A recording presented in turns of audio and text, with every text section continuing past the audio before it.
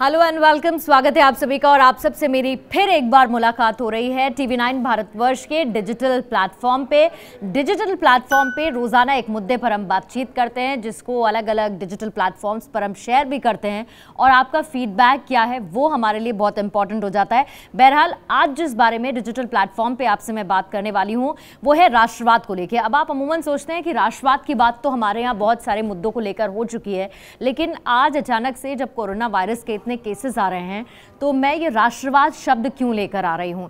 दरअसल मैं इस शब्द का इस्तेमाल आज कर रही हूं कोरोना वैक्सीन के राष्ट्रवाद पर, यानी कि वैक्सीन नेशनलिज्म आप इसे कह सकते हैं, वैक्सीन राष्ट्रवाद इसे आप कह सकते हैं।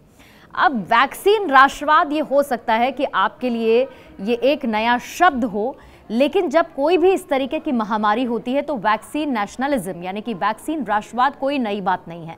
इससे पहले भी जब हमने देखा 2009 में जब H1N1 फ्लू आया, उस वक्त भी हमने वैक्सीन राष्ट्रवाद देखा था। अब मेरी जिम्मेदारी ये बन जाती है कि आखिर वैक्सीन पर राष्ट्रवाद की जंग है क्या, वैक्सीन नेशनलिज्म है क्या, ये मैं आपको समझा दूं और उसका बेसिस क्या है वो भी आपको मैं थोड़ा बहुत क्लैरिफाई करने की कोशिश करूंगी। देखिए, वैक्सीन राष्ट्रवाद ये होता है जिसे लेकर WHO भी अपनी चिंता पहले जता चुका है। वैक्सीन राष्ट्रवाद ये होता है कि जब कभी ऐसा हो कि कोई पैंडेमिक आए, कोई महामारी फैले, तो जो अमीर देश होते हैं वो वैक्सीन की जमाखोरी करने लगते हैं, जिसे अंग्रेजी में कहा जाता है होर्डिंग ऑफ वैक्सीन। और कोरोना वायरस को लेके, कोरोना वैक्सीन को लेके भी इस वक्त वो हो रहा है, यानी कि होर्डिंग ऑफ कोरोना वैक्सीन बहुत जोर शोर के साथ चल रही है। ये अभी से नहीं शुरू हुई है, जब कोरोना वैक्सीन आई भी नहीं थी, जब अलग अलग देश उसका ट्रायल कर रहे थे, ह्यूमन ट्रायल चल रहा था, उसी वक्त से ये होर्डिंग शुरू हो चुकी थी। अब देखिए, दरअसल होता क्या है कि जब कोई भी देश, आप कह सकते हैं जो संपन्न देश हो, जो अमीर देश हो, जिसके पास पैसा हो, ऐसा देश हो, वो क्या करता है कि अपने नागरिकों के लिए या वहाँ पर जो रहने वाले लोग हैं उनके लिए वैक्सीन की डोज को सुरक्षित करने की कोशिश करता है, यानी कि रिजर्व करने की कोशिश करता है। अब वो रिजर्व कैसे करता है कि जो मैन्युफैक्चरिंग कंपनीज होती हैं उनके साथ वो एक प्री परचेज अग्रीमेंट कर लेता है। अरबों की दवाइयों का प्री परचेज अग्रीमेंट किया जाता है। जब H1N1 फ्लू आया था उस वक्त ऑस्ट्रेलिया ऐसा था जिसने बहुत सारी डोजेस, अरबों की डोजेस अपने कंट्री के लिए रिजर्व कर ली थी। लेकिन अभी उसमें टॉप कर रहा है कनाडा, यानी कि कोरोना वैक्सीन को लेके कनाडा टॉप पर है। उसने क्या किया है, अपने हर एक सिटीजन के लिए 9 डोजेस ऑफ वैक्सीन रिजर्व कर ली हैं पर पर्सन।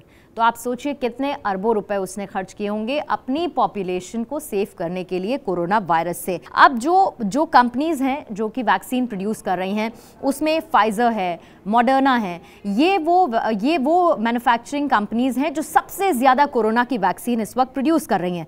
जो 2021 का टारगेट है फाइजर और मॉडर्ना का, वो है 3.2 बिलियंस का। 3.2 बिलियंस, आप सोचिए कितना बड़ा नंबर है, और इसके लिए वो रिजर्व कर चुके हैं। अब जल्दी से आपको मैं कुछ मैन्युफैक्चरिंग कंपनीज की डिटेल्स दे देती हूँ कि उनकी अभी की स्थिति क्या है। दरअसल फाइजर और मैं बायोएनटेक की बात करूँगी सबसे पहले।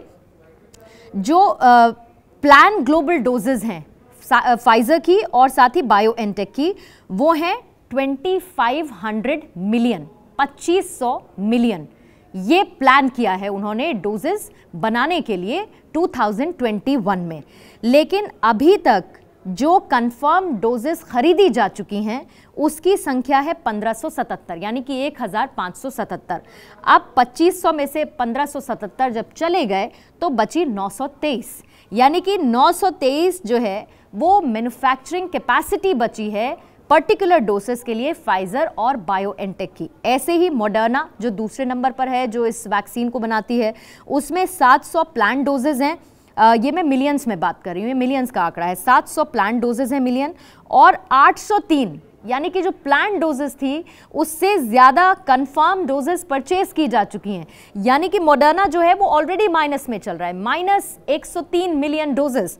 ऐसे ही हाल J&J यानी कि जॉनसन एंड जॉनसन का भी है। जॉनसन एंड जॉनसन ने 1000 मिलियन डोजेस प्लान की थी और 1135 ऑलरेडी कंफर्म परचेज की जा चुकी हैं, यानी कि वो भी -135 में चल रहा है। और जो चौथी है जिसका हम लोग भी इंतजार कर रहे हैं, स्पुतनिक वी थर्ड वैक्सीन जिसका इंडिया वेट कर रहा है, उसमें 390 प्लान्ड ग्लोबल डोजेस थी 2021 के लिए और 304 ऑलरेडी कंफर्म परचेज हैं, यानी कि बची कितनी 86 मिलियन। अब ये नंबर्स मैं आपको इसीलिए दे रही हूं क्योंकि सबसे ज्यादा जो खरीदी हैं फाइजर बायोएनटेक, उसमें ईयू ने सबसे ज्यादा खरीदी हैं, 500 मिलियन डोजेस खरीद ली हैं। यूएस ने 300 मिलियन डोजेस खरीद ली हैं। यूके ने 40 मिलियन डोजेस खरीद ली हैं। मॉडर्ना की भी ईयू ने बहुत ज़्यादा डोजेस खरीद ली हैं। यूएस का भी वही हाल है, यूके ने 17 मिलियन डोजेस खरीद ली हैं। J&J में ईयू ने 200 मिलियन डोजेस खरीद लिए हैं। तो ये बहरहाल नंबर्स बहुत सारे हैं, लेकिन सबसे इंपॉर्टेंट ये चिंता का विषय इसलिए बन जाता है क्योंकि जब जो संपन्न देश होते हैं, जैसे अब आप भारत देश की बात करेंगे तो भारत देश ने मैत्री के आधार पर, यानी कि दोस्ती के आधार पर जो बांग्लादेश है और बाकी कंट्रीज़ हैं, हमने फ्री में वैक्सीन दी कि वहाँ के सिटीजन्स को भी वैक्सीन मिल जाए। लेकिन ये जो देश हैं, इन्होंने वैक्सीन नेशनलिज्म के नाम पे जो होर्डिंग ऑफ कोरोना वैक्सीन की है, यानी कि जो अपने सिटीजन्स के लिए उसको रिजर्व करवा लिया है, इससे दिक्कत क्या होगी कि इन कंट्रीज़ में तो पहुंच जाएगी वैक्सीन, लेकिन जो बाकी देश हैं, जो गरीब देश हैं, जो बहुत संपन्न देश नहीं हैं, उनके लिए इसकी स्कार्सिटी हो जाएगी। ग्लोबली ये अच्छा नहीं है, ग्लोबली, क्योंकि जब भी कोई पैंडेमिक आता है तो ग्लोबली उसकी रोकथाम के लिए काम WHO करता है, सबको साथ मिलकर काम करना चाहिए। लेकिन जब इस तरीके के रिजर्व्स हो जाते हैं तब प्रॉब्लम बाकी देशों के लिए होती है, और इसीलिए वैक्सीन नेशनलिज्म सबसे ज्यादा खतरनाक बताया जाता है, जो इस वक्त भी हो रहा है।